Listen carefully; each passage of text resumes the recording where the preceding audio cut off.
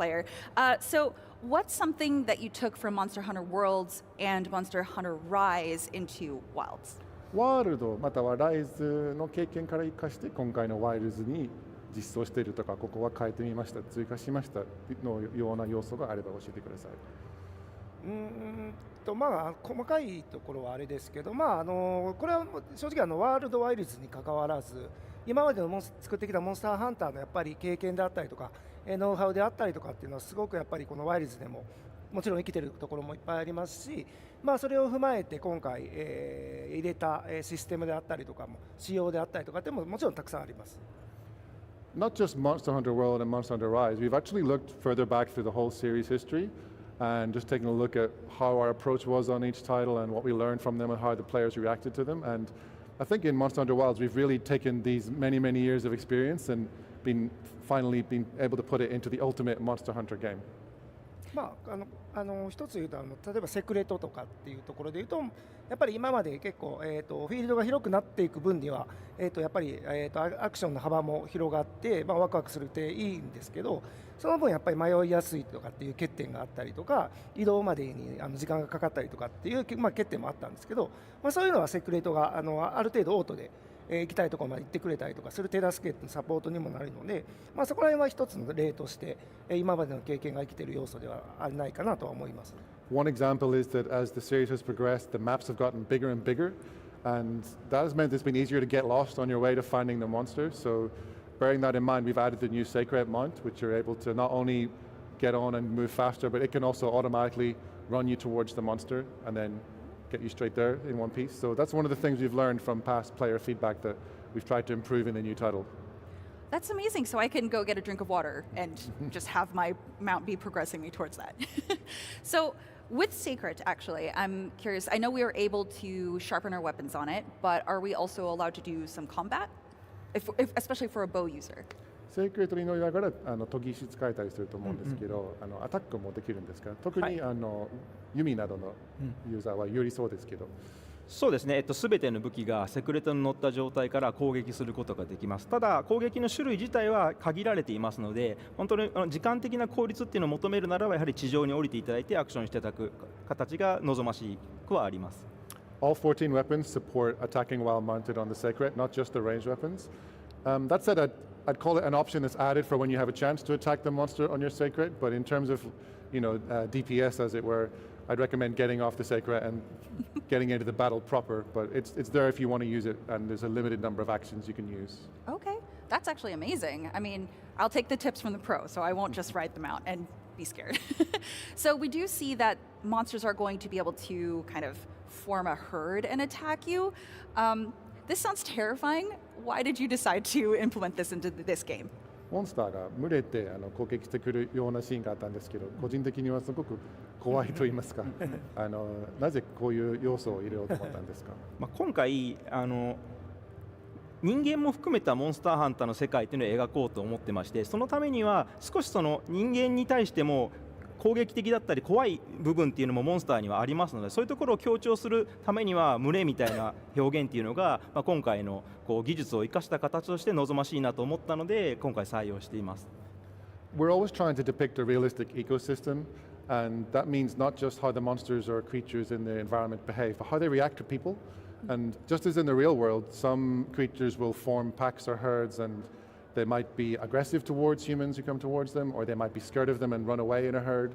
So given that the technology now allows us to display so many more monsters on screen at the same time, it seemed like the perfect opportunity to implement this feature. So if we give the monsters some food, is that something that could possibly make them, we can befriend them? 群れのモンスターに餌を与えて友達になったりすることは分離合いはできるんですか？毒の肉を食べさせることはできます。The only thing you can feed them is poisoned meat, as you. Oh, that's not very. So they're probably not going to be your friends afterwards. Okay, yeah, probably not. Well, they wouldn't be alive to really think of that. So, what are the new monsters that you're very excited for players to come across? 今回、新モンスターについてこのモンスターはユーザーに注目してほしいというものは限られている中からと思うんですけど。まだ本当に一部しか公開してませんので、これから先出ていくモンスターは本当にさらに魅力的なものがたくさんありますが、昨日の PV でもたくさん流れてきた、レダウという砂原での一番頂点に立っているモンスターは非常にこうビジュアル的にも、かっこよくてですね、しかるべき強さも秘めてますので、今回試作のデモ版でもプレイいただける形になってますので、なんか見ていただけたら嬉しいなとは思ってます。Needless to say, we've only revealed a few monsters so far, so I can't really talk about monsters we haven't gotten to yet. But of the ones that we've been able to talk about thus far, Ray Dao is really exciting. You will have seen it in the trailer that we released yesterday. It's the top of the food chain. It's the apex predator of the Windward Plains, the desert area. And not only visually, but in terms of mechanics, it's a really thrilling hunt. So I can't wait for players to get their hands on it. And if you're coming to Gamescom and you're able to play our demo on our booth, that's one of the monsters you can encounter. Okay, yeah, okay. I'll stop asking questions that you can't answer, but I do have one for both of you since we are coming up to our last and final question. I want it to be a little bit fun. I love palicos. I think they are the most adorable things ever. I wish they were real. Do you have palicos of your own at home, aka cats? オトモアイルが大好きなんで猫が好きなんですけど、猫を飼ってたりしますか、2人個人で。僕は犬です。僕はトカゲです。Tsujimura-san has got a dog at home, and Tokura-san has actually got pet lizards.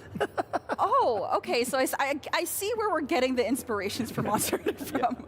I see. Thank you so much. This has been an absolute pleasure. I will definitely swing by your booth to play. Thank you so much for speaking with me. Thank you. Thank you. Thank you so much for taking the time to watch us and this special Monster Hunter segment. Monster Hunter Wilds will be releasing in 2025 on PlayStation 5, Xbox Series, and PC. Stick around for more Gamescom 2024 right here on IGN.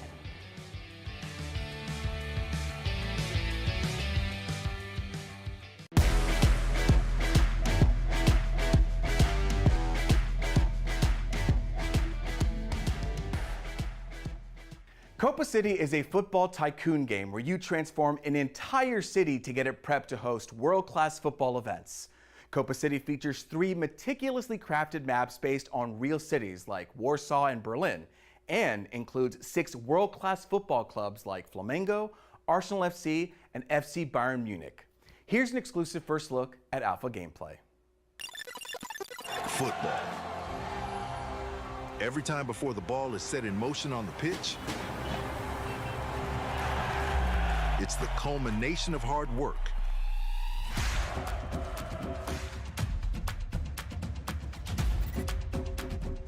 To captivate the fans, to ensure everyone's safety, to meet every need,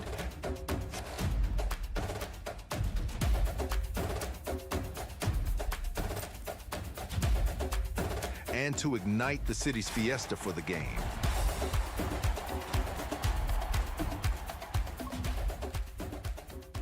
Sometimes it requires making tough decisions with lasting consequences.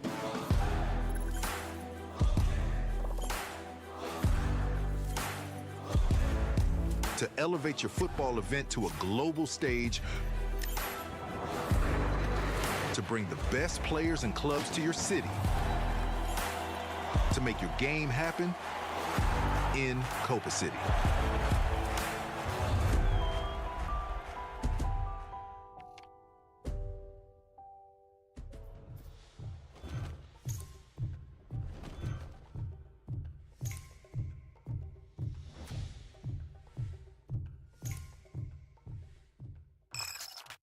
The average Cinefix movie list features nearly 100 different films and approximately 25 minutes worth of wall-to-wall deep dive analysis.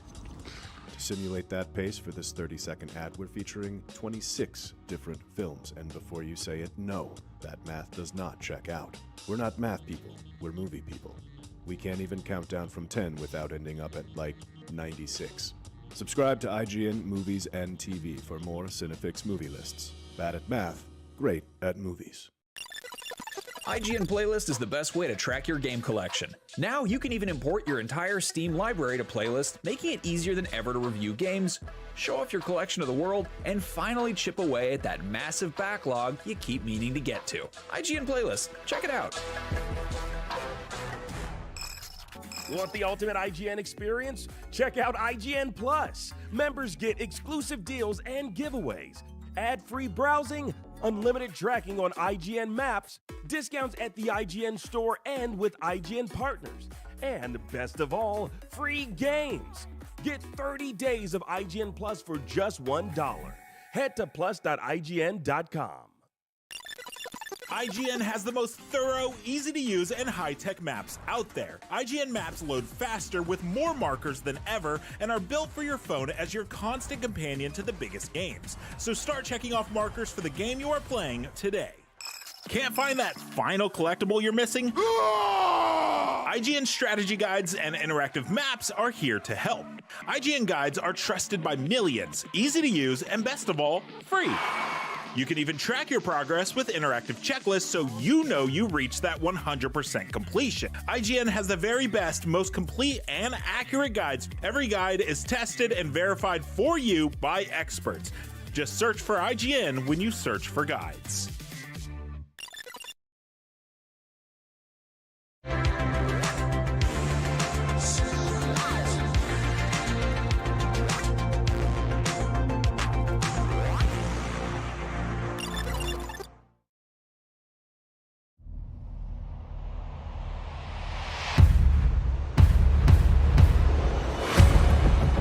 You never forget your first drop. Reinforcements inbound. Hang tight, demons.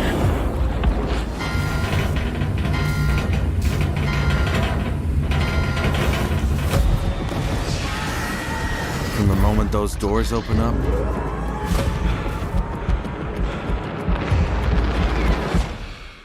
everything changes. Let's go, troopers! Move up! And let me tell you, when it hits the fan, Bunting coming! it ain't the Federation you're thinking of. It's those who stand together. Extraction inbound. Those who fall.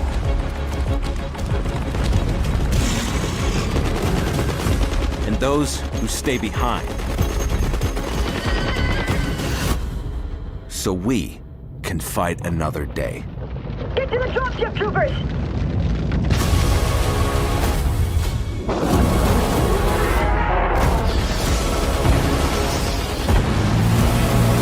This is why we fight.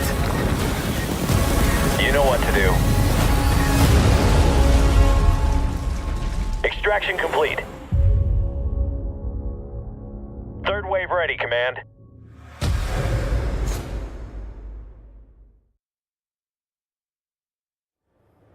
Later this year, you can finally do your part to make the galaxy safe by battling the bug menace in Starship Troopers Extermination. If you'd like to know more, you're in luck because I'm joined by the legendary Johnny Rico himself, Casper Van Dien, and Gareth Woods from Offworld Industries. Welcome, gentlemen. Thanks for coming by. I see you brought some backup here. Some friends of ours. Yeah, I always travel with them. I love it. It's.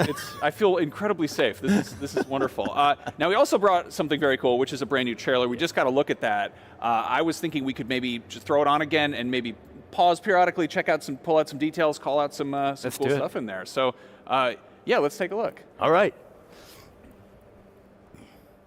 So here, these are Starship Troopers. Is that correct? Yep. These are these people, right here. There's a drop ship coming out of here. I love the face masks that they've added in Starship Troopers Extermination. We didn't have that in original, but we had coming out like this.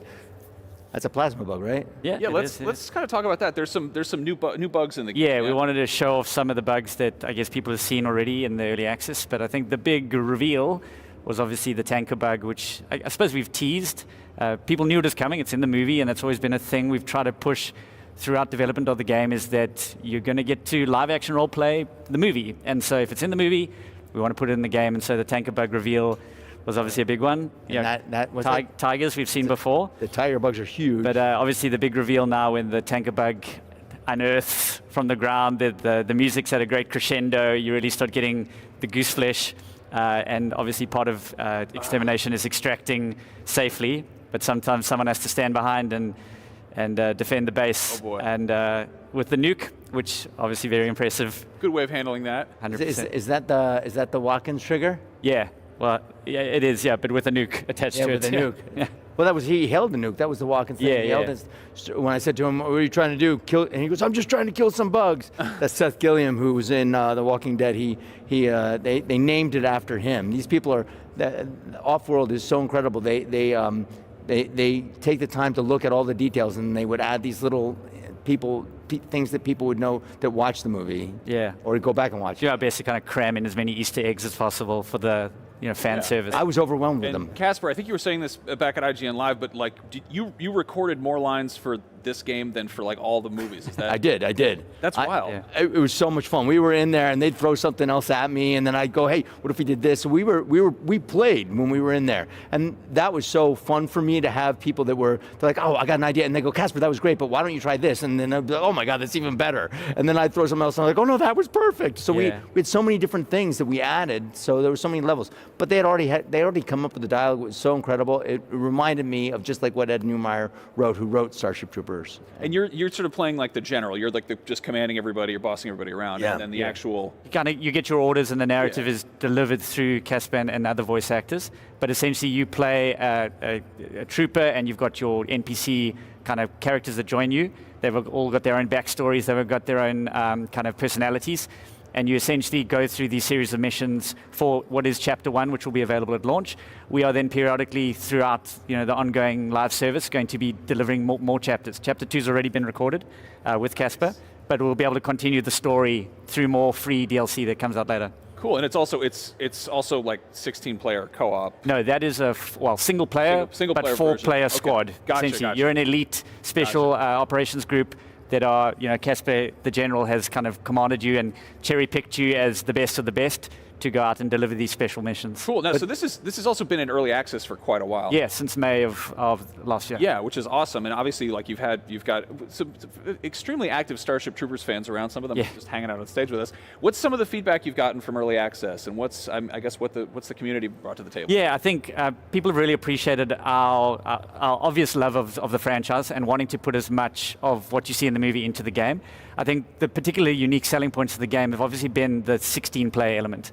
I think horde shooters, it's a super popular genre, but no one's doing that kind of 16-player element. I think other games always treat you as the hero. You very much can make a difference by yourself, but with 16 players, you have to team up, you have to work together, and so the unique roles that you play in that squad, and taken from our studio's experience with Squad, our other game, which is a 100-player game, we've really tried to elevate that element of teamwork and coordination.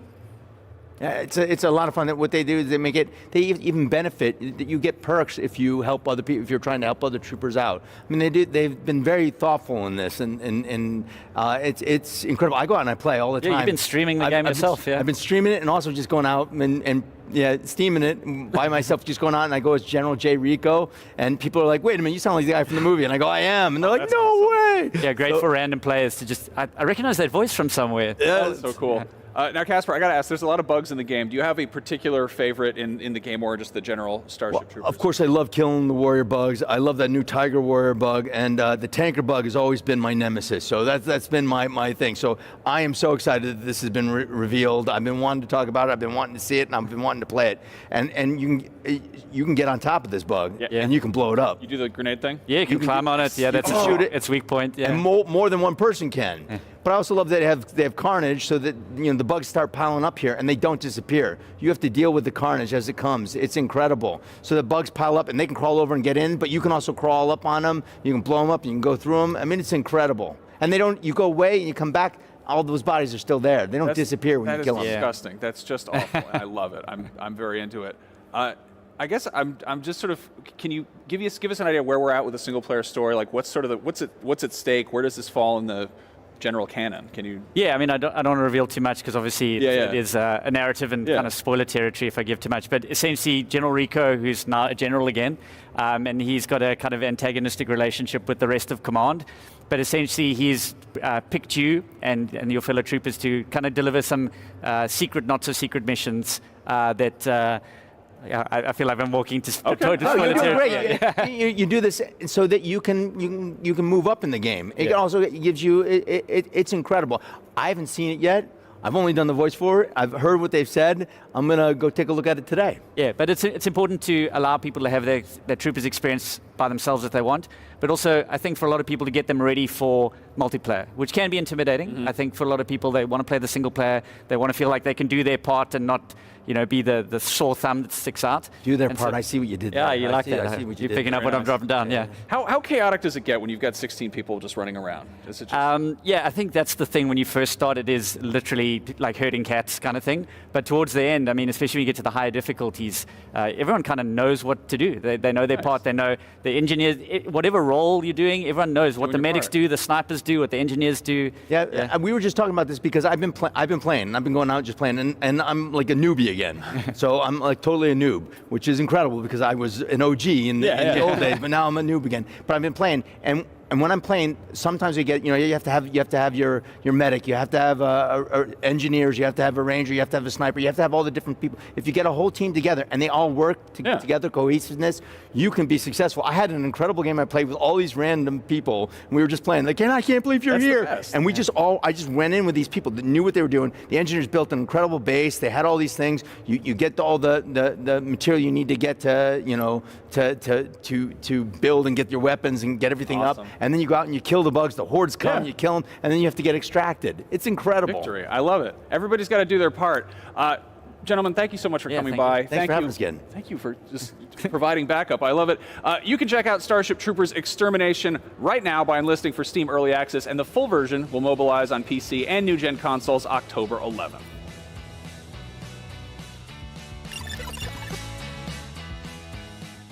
Want the ultimate IGN experience? Check out IGN Plus. Members get exclusive deals and giveaways, ad-free browsing, unlimited tracking on IGN Maps, discounts at the IGN store and with IGN partners, and best of all, free games. Get 30 days of IGN Plus for just $1. Head to plus.ign.com.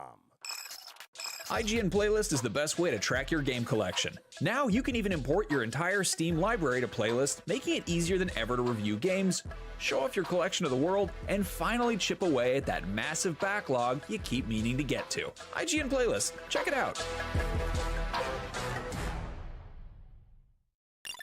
IGN Store has it all.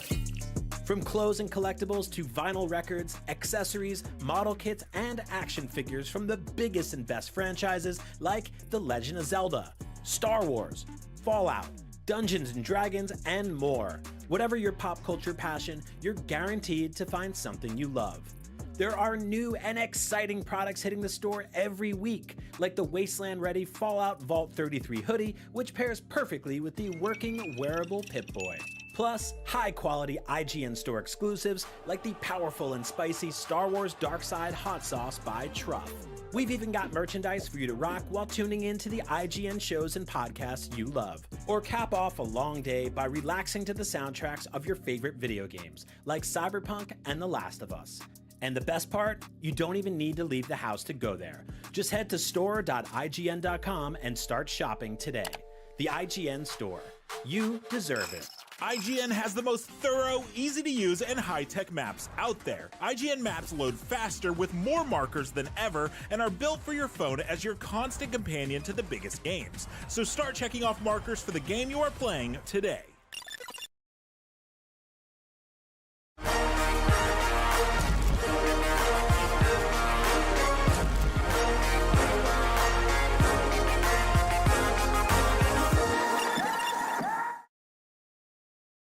What's up, everybody? We are here at the IGN store, which is right next to the Gamescom studio booth in Hall 7 at Gamescom. So if you are here in person, come check it out. You will find a bunch of really cool merch that is exclusive to the IGN store. A bunch of t-shirts, hoodies, pins based on your favorite video games. We've got an exclusive Fallout Brotherhood of Steel pin set, which you won't find anywhere else. But if you aren't at Gamescom, you can also go to store.ign.com to grab a bunch of very cool merch and collectibles and stuff like that.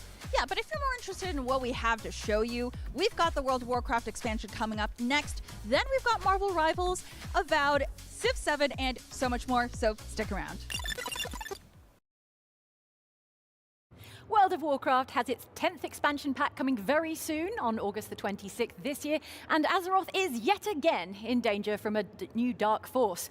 Joining us today to talk about the war within are Associate Design Director Maria Hamilton and Associate Art Director Tina Wang from Blizzard. Welcome, folks. Hi, how's it going? Hi. Thanks for joining us. Great, thanks for having us. So it's the 10th expansion, 20 years of World of Warcraft. How do you approach like finding new stories, fresh storytelling this far in, and how do you approach raising the stakes? Well, I think that we have had, as you said, 10 expansions, and along the way we've left hints and clues and little hooks that remain that we can then pick up later and continue. And that was our goal, actually, with this 20th anniversary World Sword Saga, is to start pulling some of those threads back together. And so it's going to feel pretty nostalgic for some folks because we have a lot of interesting things. Quite famously, there's a giant sword in the desert in Silithus. So it's not too hard, actually. There's lots of cool ideas. It's a deep mythology, and so we're able to easily find new stories to tell. But this one is a real culmination of a lot of threads.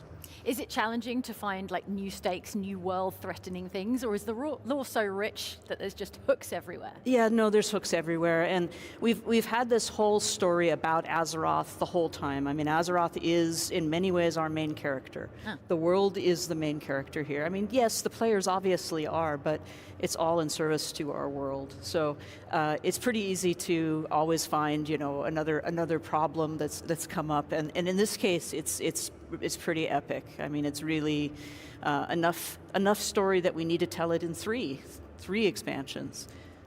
You're never short of like world-threatening dangers. No. Speaking of the world, Khazalgar is the new like subterranean region.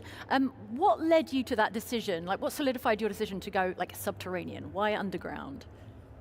Well, one of the key reasons was the narrative really led us in that direction, right? The world soul of Azeroth, the stabbing of the world.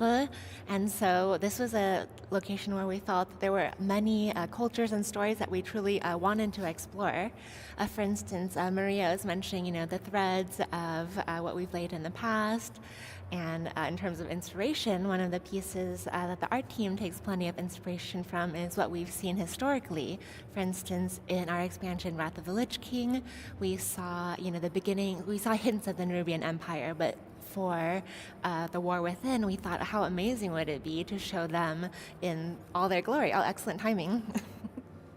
What can you tell us about the new playable race, the Earthen? They look really incredible. They're different. They're a neutral race. You can play them as Horde or Alliance. So how's that going to be?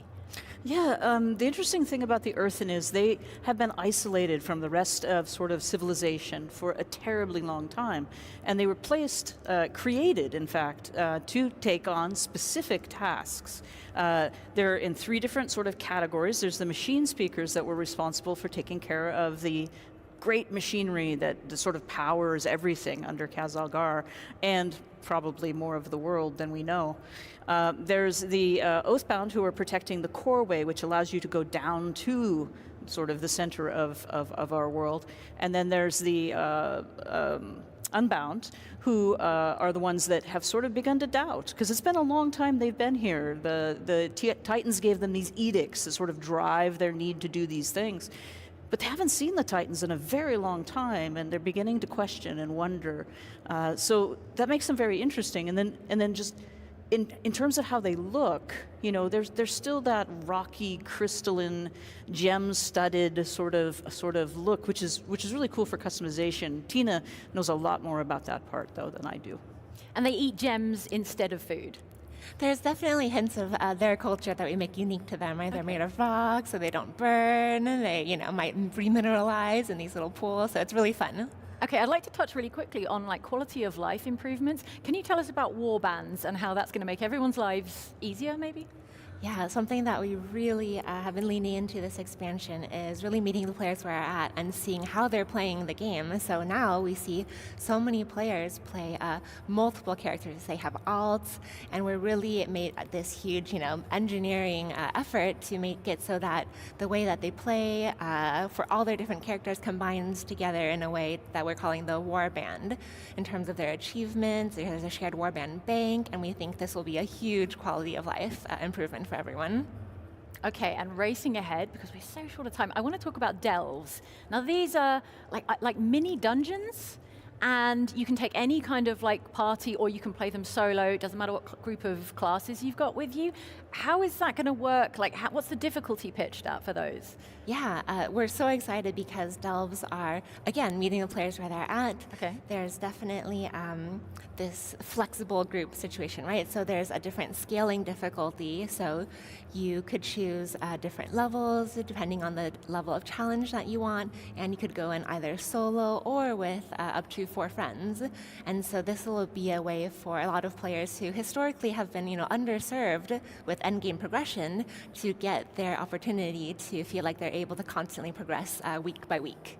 And they're super short, like what, 10, 15 minutes? I think that's one of the key parts, is that we were trying to think of our players that don't have a big block of time to play, but they want to jump in the game. Maybe the baby's taking a nap and they're like, oh, I have half an hour. I'm gonna go run a couple delves.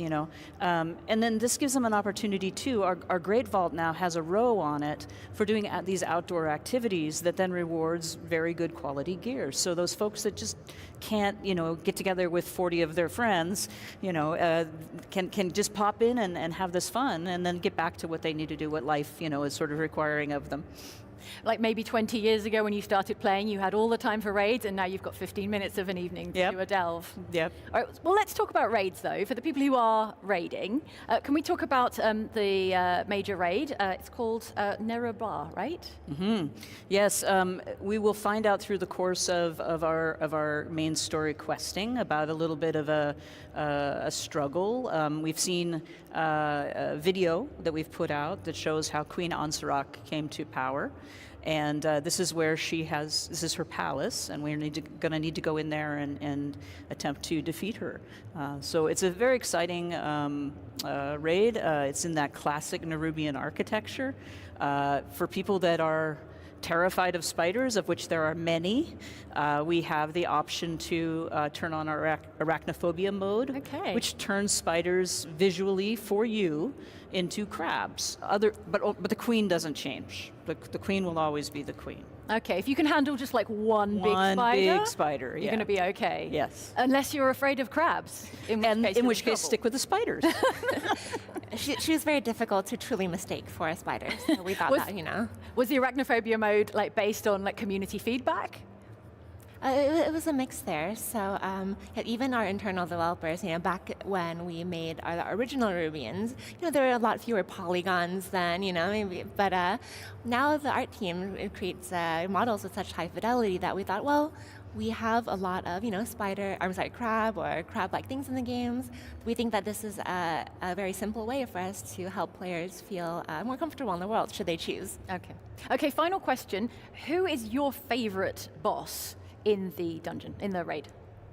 Ooh, okay, so the queen is pretty awesome, but there is this one Nerubian flyer boss who I really like him because he also shows up in one of our dungeons, but you don't really defeat him, but then in the raid he shows back up, so there's that continuity there.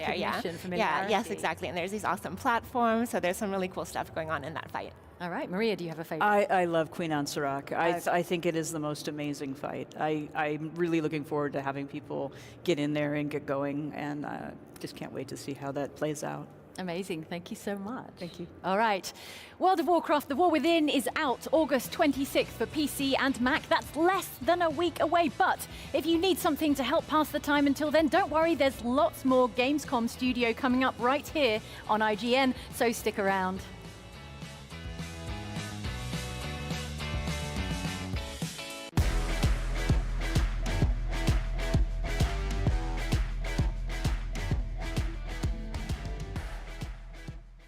From the creators of PUBG Battlegrounds, Dark and Darker Mobile is a brand new mobile game from the developers over at Krafton. Pioneering a new genre called Extraction RPG, Dark and Darker Mobile incorporates dungeon crawler elements, a battle royale mode, and a medieval low fantasy RPG experience. If that sounds right up your alley, well, then you're in luck. Dark and Darker Mobile global registration is available now and is playable not just on iOS and Android mobile devices, but also on PC via Google Play Games. Check out a sneak preview of the game in this brand new teaser trailer. Enjoy. Follow my lead! Shut up! You can't even run properly!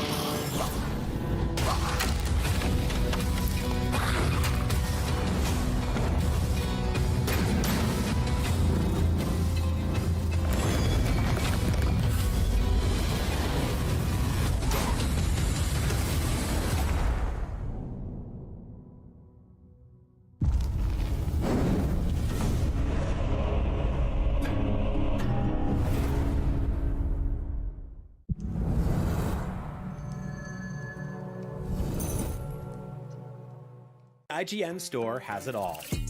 From clothes and collectibles to vinyl records, accessories, model kits, and action figures from the biggest and best franchises like The Legend of Zelda, Star Wars, Fallout, Dungeons & Dragons, and more. Whatever your pop culture passion, you're guaranteed to find something you love. There are new and exciting products hitting the store every week, like the Wasteland-ready Fallout Vault 33 hoodie, which pairs perfectly with the working wearable Pip-Boy. Plus, high-quality IGN store exclusives like the powerful and spicy Star Wars Darkside Hot Sauce by Truff.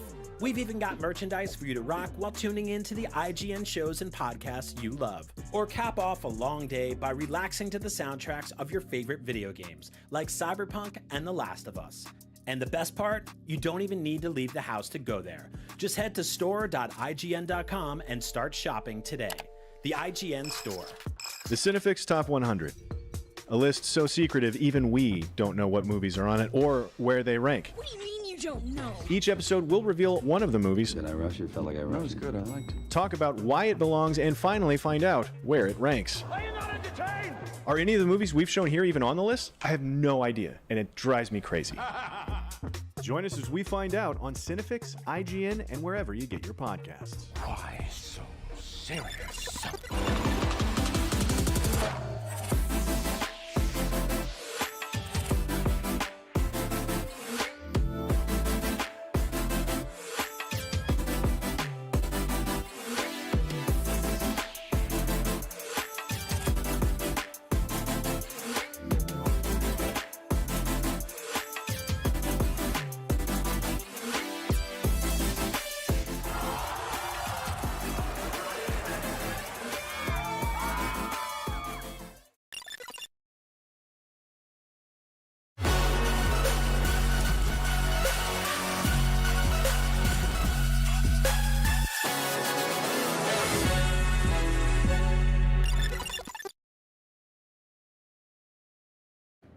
Superheroes are supposed to fight supervillains, but as anyone who reads comics can tell you, a lot of the time they also fight each other. So it was a matter of time before we got a superhero shooter that pits iconic heroes against each other.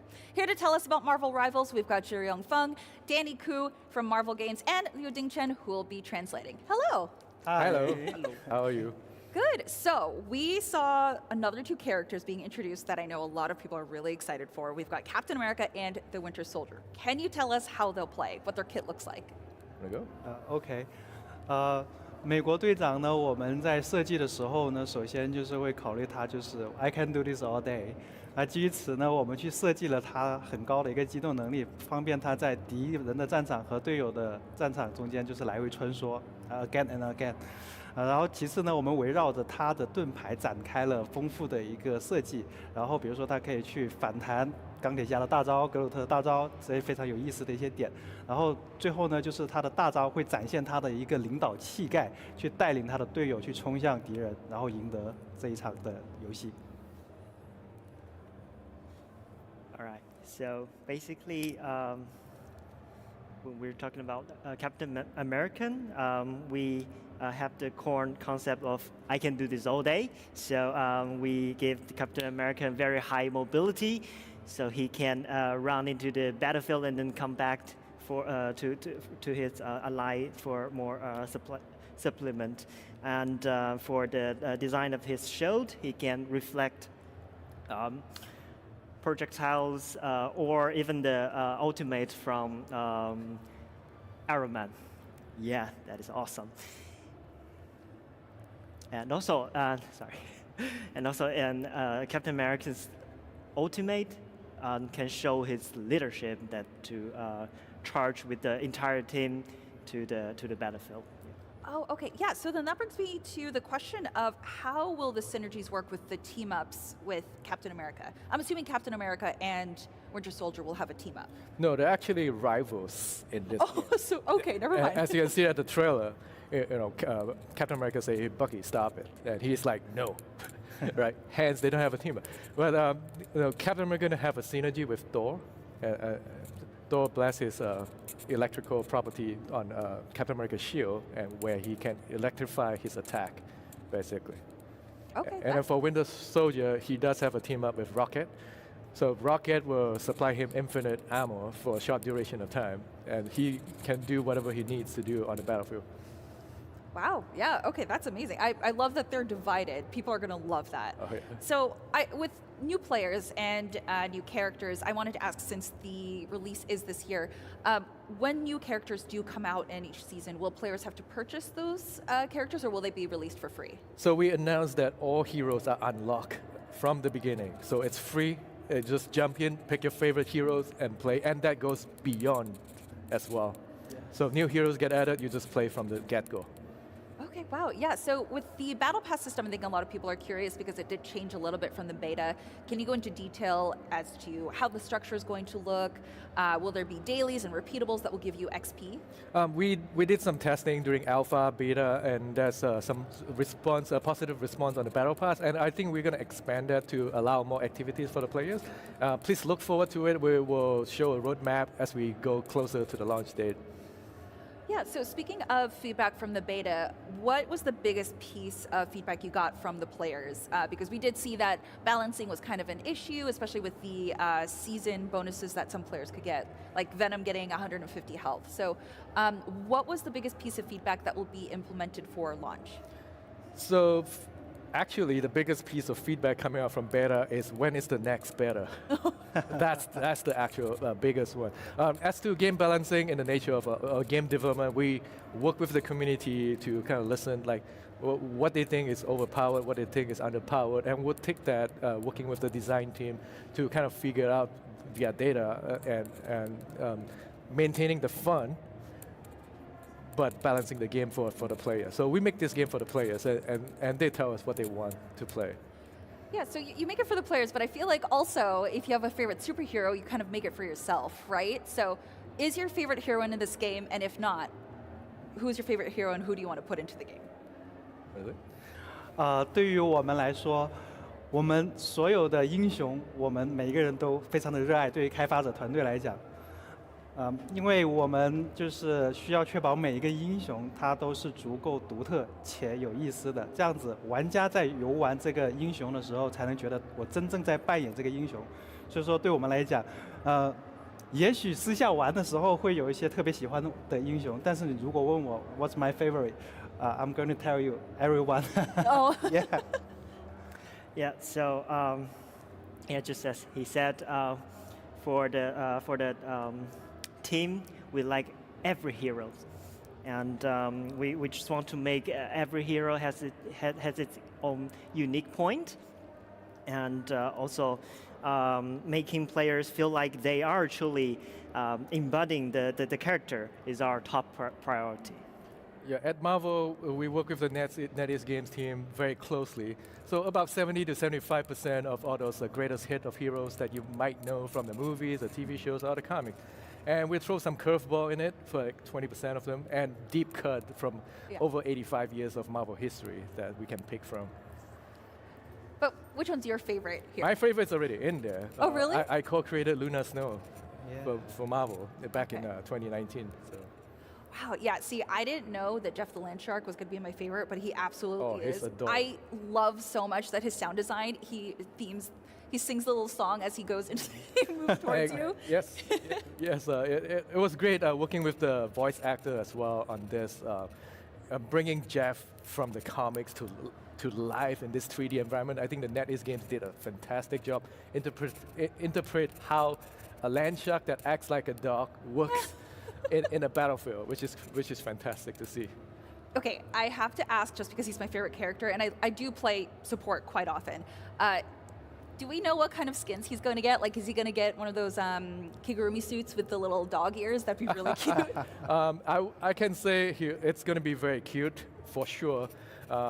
Basically, Jeff can basically wear anything he wants and look cute. Yeah. It's a little adorable land puppy. Yeah, like he's a shark. So the last question, what are you the most excited for players to get their hands on with the full release?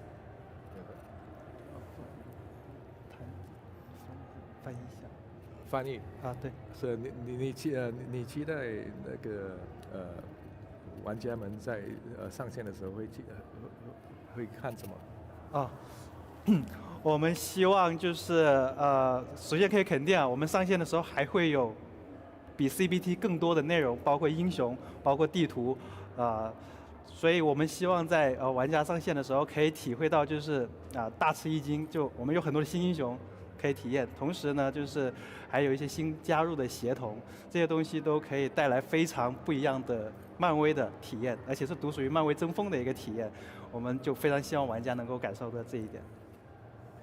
Okay, so when a game released, there will be more new heroes and maps, and we will definitely surprise the players, and there will be more team-up skills. And also, we want to make sure that to offer this exclusive Marvel Rivals experience to the players. I'm just looking forward to players making new friends and rivals, frenemies on this. We have a very strong community, and they make new friends every day through playing these games, and I look forward to that. I was going to say, a lot of my friends that I played with, we are now enemies. So there's that whole experience. But thank you so much for adding Jeff the Landshark, my favorite character. Thank you. Now, Jeff the Landshark and everyone else will be releasing December 6th on PlayStation, Xbox, and PC, so you really don't have to wait long.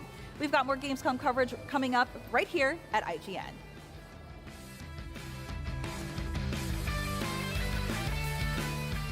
If you push too much, you might unleash the beast. Hello and welcome to IGN here at Gamescom. Matt and I have just seen a hands-off demo of Dying Light: The Beast, which was recently revealed at ONL last night. Now, we got about, 30 minutes of game time? Yeah. Didn't see a whole lot, but I guess the first thing that they mentioned was it was originally a DLC pack for Dying Light 2. Yeah, so much so that actually if you own the Dying Light 2 Ultimate Edition, this game is going to be free for you.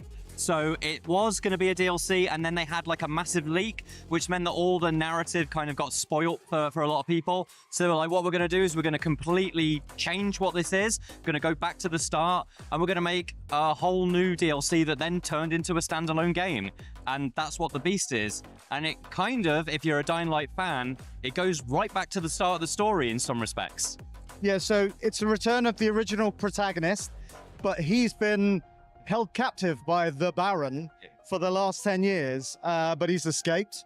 But he is now the Beast. That means he's got superpowers, which we'll touch on a little bit later. But for the first part of the demo, it was very much like Dying Light, business as usual, parkouring across the city as the sun was slowly setting in the evening. Yeah, so you're definitely not the character that you were in Dying Light 2, and that means there are slight differences. So Dying Light 2, it's parkour, very much made use of kind of like a paraglider. They didn't show anything like this. I think you will be completely I say boots on the ground, but the boots quite often aren't on the ground in parkour. But also when kind of like it came to night, there was no suggestion that you're infected and you can only stay out at night for a certain amount of time. There was no immunity meter. So I think at night, it's kind of like, just do as much as you want. Just make sure you don't get spotted, because as is the typical thing for Dying Light, when the lights go out, everything gets much harder. Yeah, so we got a glimpse of one of the sort of superpowers that you have. And it's almost like, I guess, X-ray. So if you sit still, crouch down, you can see where the enemies are moving around. And that means, like, when you've got some of the really bad freaks that you want to avoid, it makes it a lot easier. But then one of the things that you very quickly did, you find solace in the safe houses that are dotted around the map. Obviously, it's an open world game, so you got to go and find those. And there were some simple puzzles to kind of get that up and running.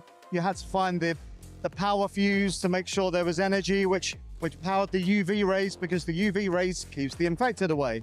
So that was pretty basic stuff that we've seen in Dying Light before.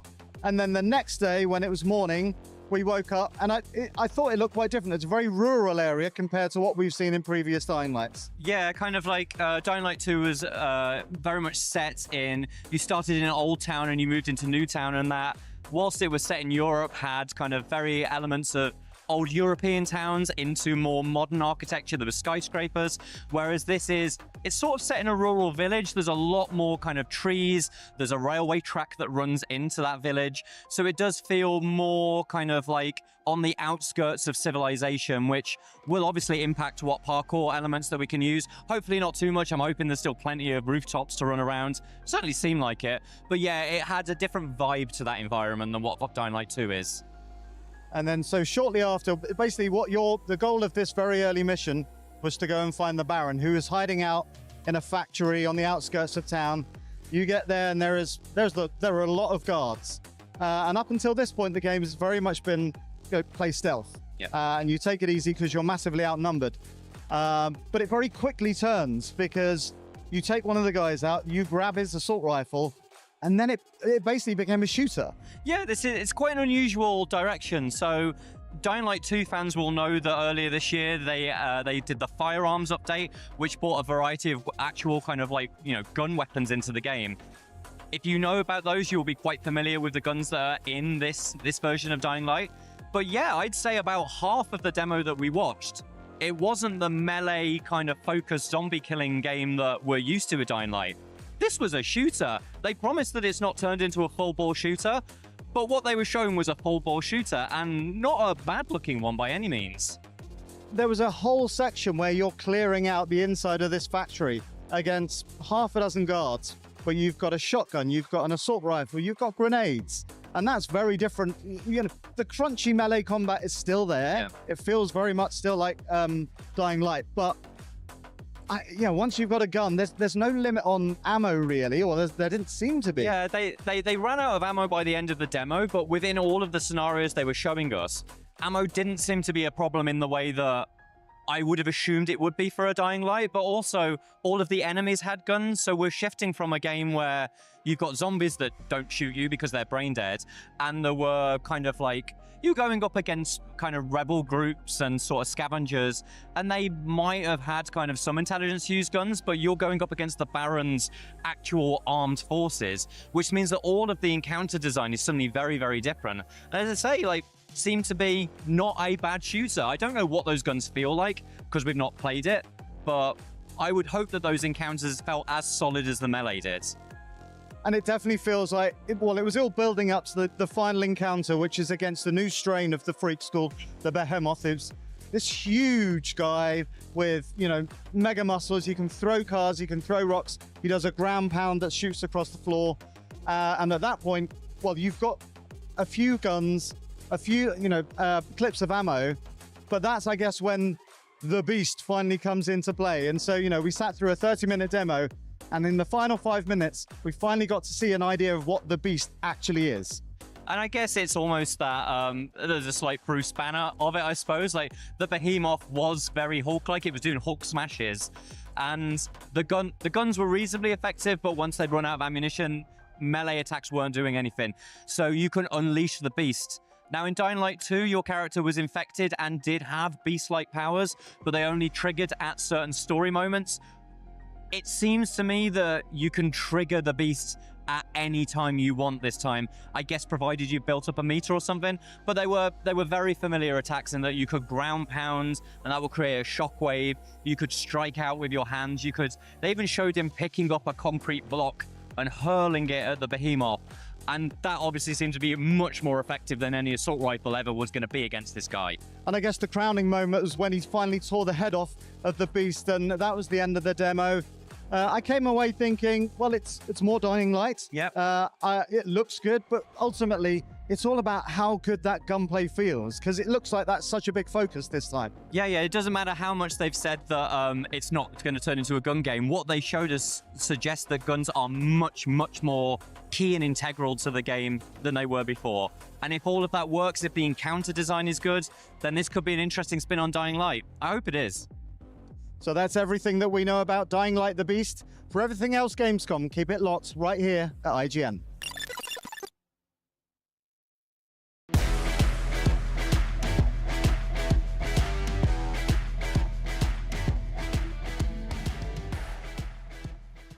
Get ready for the next ambitious video game, Dimensionals, a fast-paced RPG that delivers roguelike replayability with action-packed tactics. Collect heroes, level them up, and build a party of 3 to fight bosses throughout different dimensions. Equip your heroes with a diverse set of skills and watch as they come together to create a barrage of attacks and combos. Told in the style of voice-acted comic book cutscenes, experience the rush as you fight your way through dimensions to save the multiverse. Want a better idea of the game? Check out this trailer and dive into the world of Dimensionals, launching on all platforms in 2025 with early access this November on Steam. When the Rift is in trouble, the only ones you can rely on are...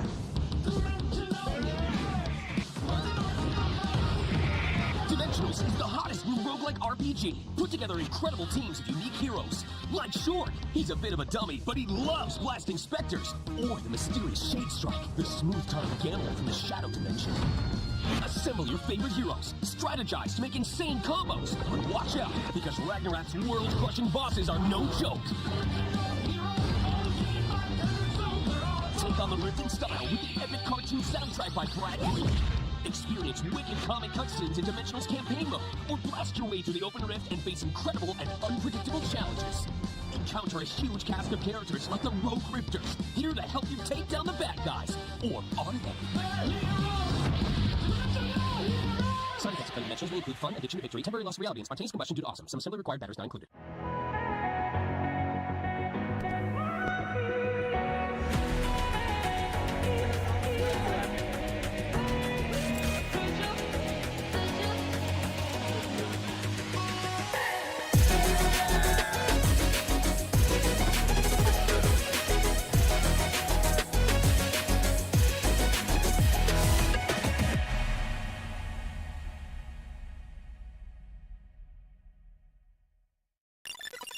IGN Playlist is the best way to track your game collection. Now you can even import your entire Steam library to Playlist, making it easier than ever to review games, show off your collection of the world, and finally chip away at that massive backlog you keep meaning to get to. IGN Playlist, check it out. Want the ultimate IGN experience? Check out IGN Plus. Members get exclusive deals and giveaways, ad-free browsing, unlimited tracking on IGN Maps, discounts at the IGN store and with IGN partners, and best of all, free games. Get 30 days of IGN Plus for just $1. Head to plus.ign.com.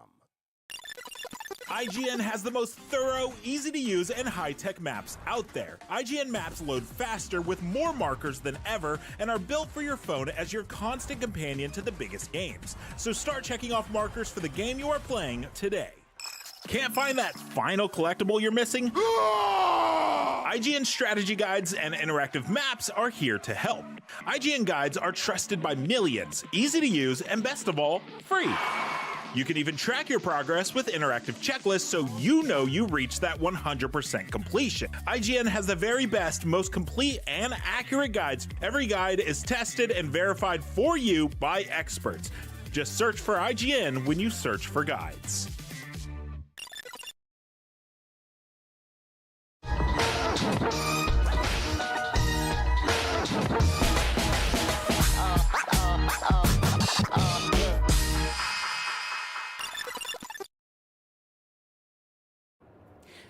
Next year, Avowed is turning players loose in a whole new corner of the Pillars of Eternity universe. Here to tease what's waiting for us in the Living Lands is game director Carrie Patel from Obsidian. Welcome. Thank you. Okay, so the first thing that jumps out to me about this game is we've gotten a lot of open world fantasy games, and a lot of them for a long time were very sort of sepia toned, you know, a lot of browns and ochres, but this has major splashes of color everywhere. I love it. What sort of inspired this art direction? Because it feels like high fantasy. Yeah, so big props to our project's art director, Matt Hansen. Color, vibrancy is super important to him, and it also really brings to life the fantasy of the Living Lands. And the lore of the Living Lands throughout Pillars is it's this kind of larger-than-life frontier island where you've got all these different biomes and monsters and kind of never-before-seen sights, and a place like that just has to be colorful. Yeah, it's got that sort of 70s album cover flavor to it, which I love. Yeah, I just want to point out also the dual-wielding wands is really selling it for me. Yes. Wait till you try dual pistols. Oh, yeah, it's so fast. I love it. So you were talking about the breathing world, and for me, I love exploration, but I also love storylines. So I wanted to ask, how many different endings are there in Avowed? Ooh. Okay, that is very hard to say. I can tell you that our ending slides number in the double digits, and you can end up with a lot of different combinations of them. I mean, this is an Obsidian game, so your ending is really the sum total of your choices across the game, across a lot of pieces of content, depending on what you encountered and what you did when you found it. So no pressure. No pressure. Yeah. So, I mean, this feels like something that is specifically designed to be experienced in multitudes of ways and replayed over and over. Is that something you're looking for players doing? Is just like playing this game repeatedly over and over in completely different variants and deviations and stuff like that? Absolutely, and you know, we've built our gameplay around, you know, giving you a lot of options for how you approach combat, how you build out your character. You can, you know, choose one of your classic, you know, fighter, rogue, wizard, fantasy archetypes, or you can choose something that where you mix and match styles, you mix and match weapons. There's a lot of freedom in how you progress, and you can really build whatever kind of character you want to play. And in terms of the storyline, there are really a lot of choices to be made too, about kind of where your true loyalties lie, kind of who your allegiance is with in the end game. And so we're really excited to see players explore those possibilities and just build their own story. So I'm definitely very new to the Pillars of Eternity universe. Will this be very beginner friendly to kind of maybe spark their interest to research more about that universe? Absolutely. So we're expecting that a lot of players are going to come to Avowed as their first game set in the world of Aora. So for players who are returning Pillars fans, there's certainly some callbacks, references, and cameos that they'll recognize. But for players who have never set foot in the world of Aora before, they're going to have a great time too. And we've built our game to draw them into this world. And you know, one thing you might notice in some of the dialogue is we have these lore tooltips. So if you see a highlighted term that's unfamiliar, you can press X when it pops up and get a brief explanation of what that is without interrupting the flow of the conversation. Oh, it's like my little ebooks where I get exactly, to see the description. Just watching this play out here, it seems like there's a ton of different combat options and enemies. What are some of your personal favorites, Carrie? Oh goodness. Well, I love to hate healers because they undo all of your hard work. But some of my favorites are really the brute archetypes. They're these big heavy hitters, which you can kind of see with the Godless Executioner that you're seeing in this run. What I love about them is they have these really big heavy hitting attacks, but they're also super easy to read. So it's really fun to maneuver and dodge around them, and every time they smack you, you're like, I wasn't paying attention, was I? So you brought up rogue as a type that you can be. Can you steal from people's pockets? There are a few dialogue options that let you do that. This isn't a game where we have a really thorough crime system, because my goodness, if you tick off everybody in the Living Lands, who do you have left? But yeah, you can make use of some of those skills. Wait, okay. Can you actually kill a lot of the NPCs in this game? Like, I don't know if the quest NPCs are, impervious, but... It's a totally fair question. In this game, we decided not to go with the kill everybody approach. Yeah, it creates a lot of chaos and a lot of fun, but we felt we could create the game we wanted without that. You'll have to get your aggression out elsewhere. I know, I'm sorry. That was a very me question. There are plenty of other things to kill, though. Can I kill all the harmless people in the game? No, calm down. All right. So there are a lot of fantasy RPGs out now. There's been sort of a renaissance. What's something that you all knew you had to do to make Avowed sort of stick out and be its own thing? So I think one thing we really wanted to do with this game is integrate the companions very closely into the experience and the story. So the companions have a whole lot of content to discover. A lot of it really is driven by the player. You know, you can choose to stop and talk to them at party camp, or you can say, you know what, we're on my adventure and we're just going to go forward, and that's fine too. But they will all play an integral role in your story. They have skills and perspectives that'll help you understand the world and also help you get where you need to go and survive along the way. It's awesome. Yeah, so